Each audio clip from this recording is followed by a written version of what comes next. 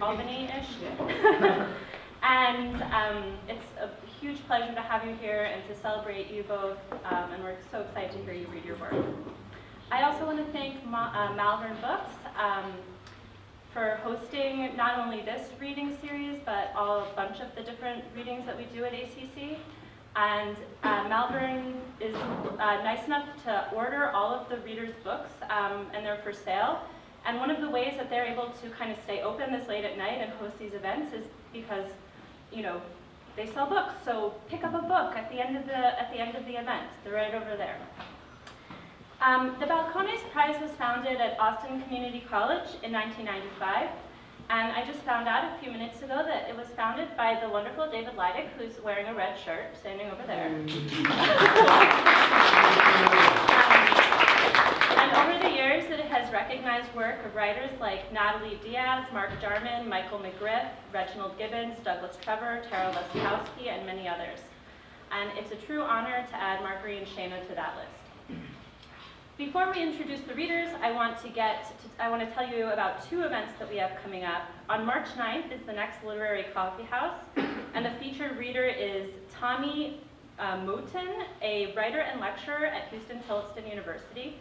And then on April 15th, also here at Malvern, we're hosting a reading with the poet Joan Nabiuk Kane, and it should be, I've heard she's wonderful, it should be a really great night, so hopefully we'll see you there. Okay, so let's begin.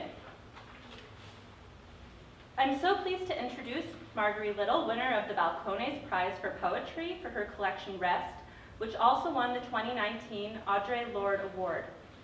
Margaree holds a BA in English Literature from Brown University, an MFA in Poetry from Warren Wilson College, and an MFA in Poetry. Her poems and criticism have appeared in American Poetry Review, Kenyon Review Online, New England Review, the Southern Review, among many other journals, and her translations from Russian have appeared in Asymptote, the Brooklyn Rail, and forthcoming in APR. Little is the recipient of fellowships and awards, including a Rona Jaffe Foundation Writers Award, a Bread Loaf Bakeless Fellowship, a Kenyon Review Fellowship, and an Ohio Individual Excellence Award. She lives in Tucson and teaches at Pima Community College.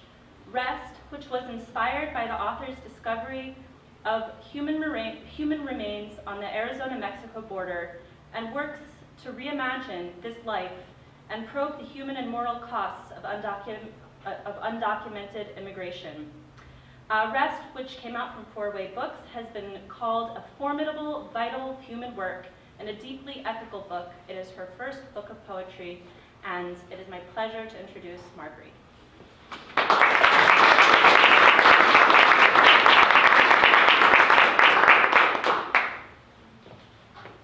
Thank you so much, Adina, and thank you all for being here. It's such an honor to read here in connection with the Balcones Prize. When I got the email last year, I thought that it was a mistake, and I emailed the publicist at Four-Way, and then she confirmed she had also received an email. So, but it's the prize is what I associate with it is recognizing work that deals with what really matters and what matters in our world, and it's just a great honor. So thank you so much, and thank you to Malvern Books for hosting us as well, and Sheena, thank you for reading with me. I'm going to read 8 poems from the book.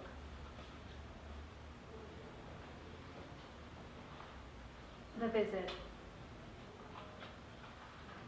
You should get out of here, my friend said.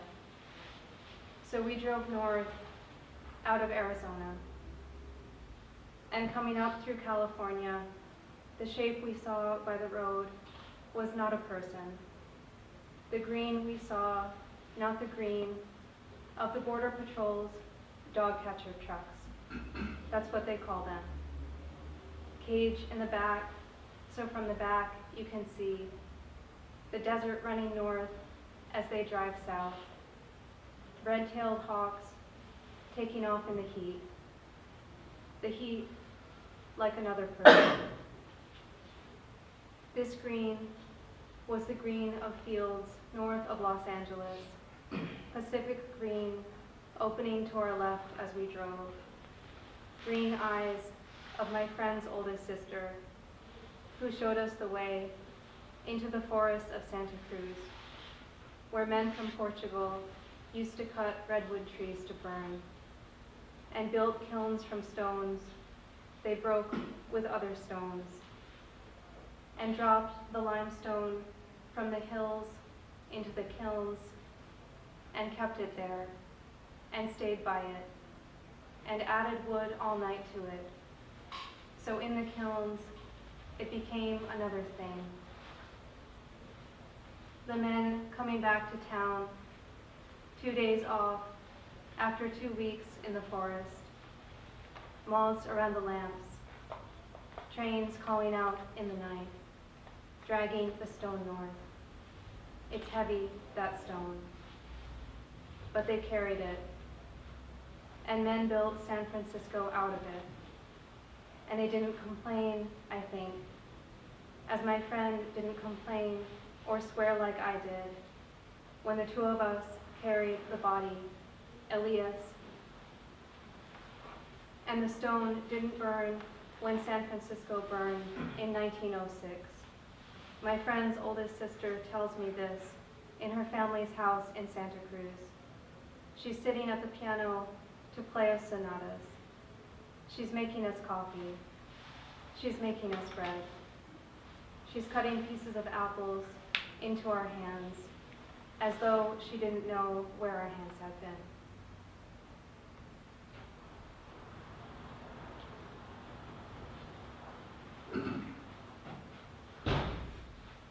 What was missing? The undersides of the hands, the hair, the eyes, the chin, the spot where the chin becomes the neck, both of the arms, the armpits, the left tennis sneaker, Wilson brand, water that we could have left for him, the sound of trains, the canals that carry sound into the ears, bruises and lips, wallet, if there ever was a wallet, light after a while, dark after a while, thighs, a name, the face, the neck.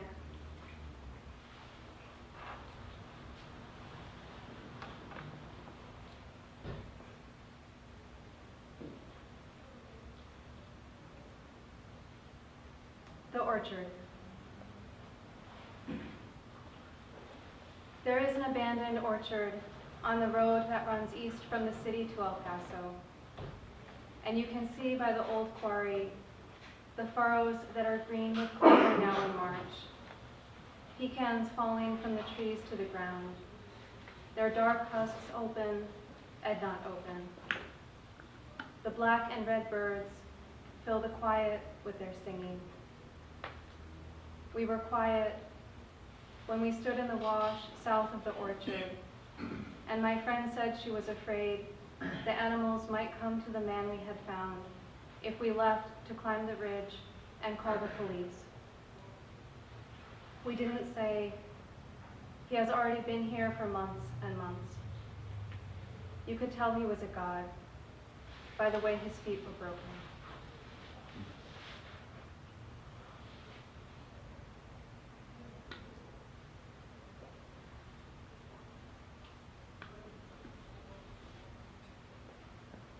February. If it would be ennobling, I could say it was like this. Lupercalia, or before Lupercalia, Februa, festival in Rome, before it was Rome. The word meaning fever or rain, festival in which everything is washed in preparation for spring. Like that, I could say, I showered every morning and again in the afternoon, though we hadn't touched the man we found. And I could say, as in some ancient city, that there were reasons for the rules, for letting the water run as hot as it would go, and then, when I was done, for not looking at my body directly, but in a glance to one side when I stepped out of the tub. Steam on the long mirror clear in spots from the wind that had blown the long window by the medicine cabinet open.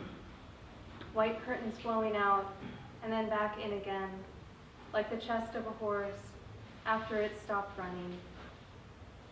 The light came in differently at different times of day. Then it was spring, too hot to shower much. When the washing stopped, the rules stopped, and with them the idea that when the sheriff lifted the man's skull into the bag, it was so similar to the gesture of cradling a sick person's head in your hands.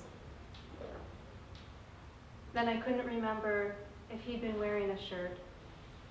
Then, for days at a time, why he mattered, since he was never mine to have lost. Since what I was washing can only have been what I thought I thought.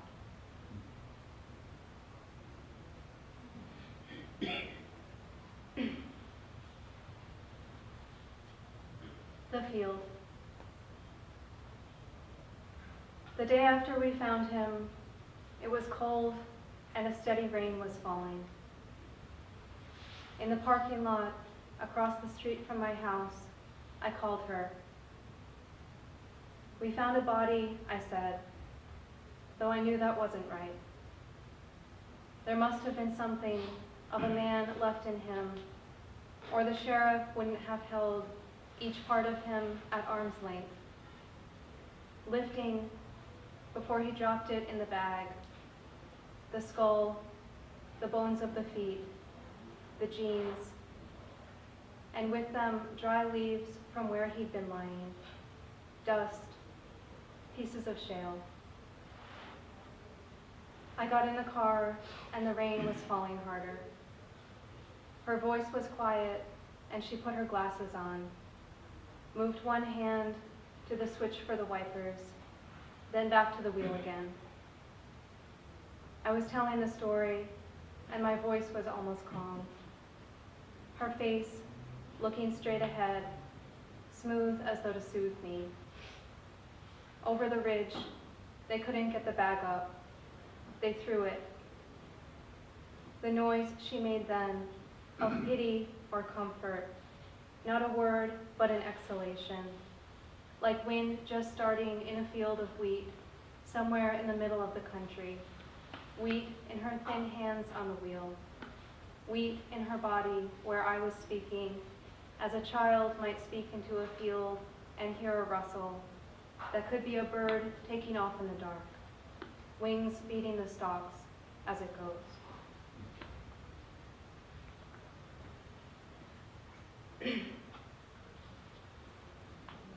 Harvest.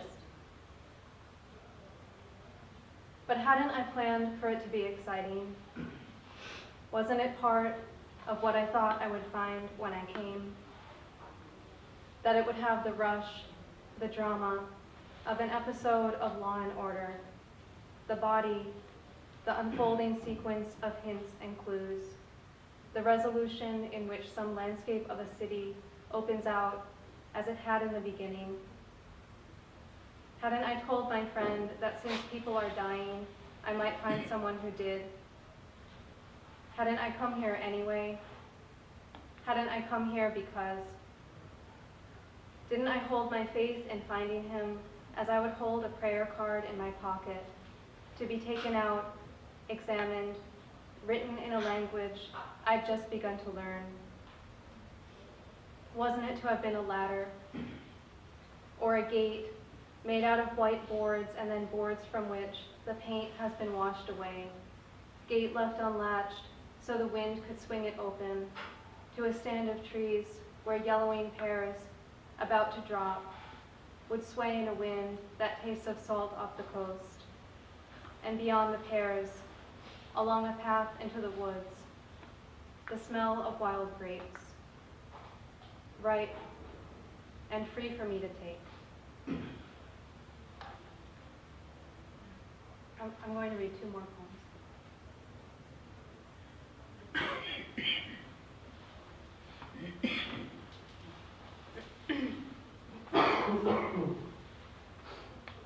The Heron. An Egyptian king buried with a boat to travel in. Wasn't he like that in a way, the man we found? The dust like balm, if balm were dry. And like the king's boat, made to go down the river to another world. Wasn't he left with what he'd need to travel more, since what he had was, after all he'd had to travel that far with? Or a crocus, you could say he was like that. The way he haunts like a bulb in the ground, haunts with what it is becoming. Or if not a crocus, if not a king, anything that's ever been lost, hurt, discarded. You could compare him to anything, she said. That's why he's so heavy. But that also means if you put him down, he stops being what he is. Isn't the honesty of things where they resist? And isn't he then more like this? The heron I'd seen twice at the river this week, on a rock in the water near where I was walking. When I'd walk toward it, it would take off, then land again a few feet away. So Nathan says it must be sick, since the healthy ones fly south to South Carolina. He lives there. He's seen them coming in the fall, wide wings, the color of marshes. I thought the heron had appeared for me, and the problem was just that I couldn't read it. But maybe he couldn't fly away fast enough from the half-frozen river, from the branches extending. Not glass, but the color of glass. Or maybe he was wintering. Maybe he didn't need as much warmth as they said. Didn't need others like him there.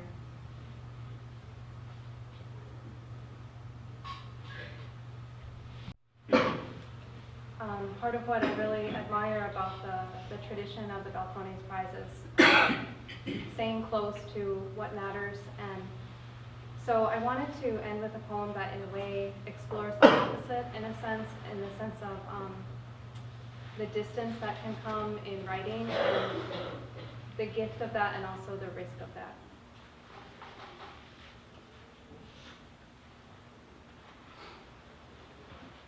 So this is about being at a writer's residency. It's called The Studio. 2 hours from Dublin, near this border with the north. Rain every day clears to passages of sun, or at least to light, coming through clouds on the farmland around us. The rhododendron, the gravel drive that runs past the rooms for the dancers, the printmaker, down the hill to the lake, with paths to walk along. The email that you wrote last night, to volunteers still there, and those of us who've left, to say you found the body of a man near Gila Bend, is characteristically restrained, formal. You don't talk in detail about the man, how he would have crossed the border at night, walked for days before he got there. Instead, you just describe the land where you found him, the desert west of Tucson near the Air Force Base. Almost no trees or shade, just the heat since it's May, though you don't say that either. And similarly, when I write to say, I'm sorry that you're going through this, I know I won't hear back. You're not looking for that. Though you stayed for weeks at the house where I lived that year, and though the morning after my friends and I found someone, helped to carry his remains back to the road in a bag, you came into the kitchen where we were making coffee, hugged my friend, then asked to know the exact location, the waypoints, so you could put them on a map. What I like is how here, in the morning, I can choose a small spoon or a big spoon to use. A white and blue bowl with a pattern of vines, or of a man standing up with an oar in a boat. And I like the water on the lake. Not at all like the surface of the moon, but like silver before someone found it and turned it into something to use. Or maybe before anyone heard of silver. So looking at the lake, you wouldn't think to describe it in terms of something else. You could simply refer to it as water.